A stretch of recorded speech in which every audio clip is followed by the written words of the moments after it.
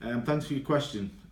I get asked it quite a lot these days about shift workers, only because, like with elite athletes, it's simply now impossible to try and think of sleeping in great blocks just at night in a sort of monophasic, nocturnal way, like the 8 hours. So shift workers, no real difference to elite athletes. What you do is adopt what's called a polyphasic approach. That's just sleeping more often in shorter periods. A bit like in Spain, where the natural break becomes between 1 and 3 for a recovery break, and between 5 and 7, which is another one.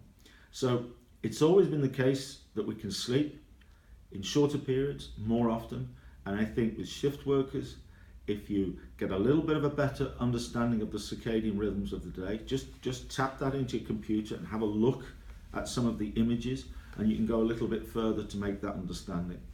A key other element within the R90 technique is checking your chronotype.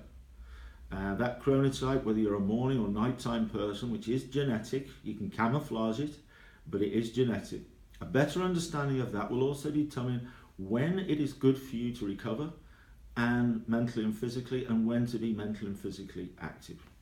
You combine those things together and think of shorter periods, naps, okay, snooze you lose and all that sort of stuff, but we use them in a very positive way because they're very natural to us as human beings. And whether it's 15 minutes, 20 minutes or 30 minutes or a 90-minute cycle, combining these things together in your own 24-hour period, whether it's at night or during the day, is sometimes you're just looking at your clock in a different way and having a positive approach to it. If you try to adopt sort of daytime working principles to those circadian rhythms without thinking about nighttime principles, then you get a little bit of a mix-up of neither here nor there.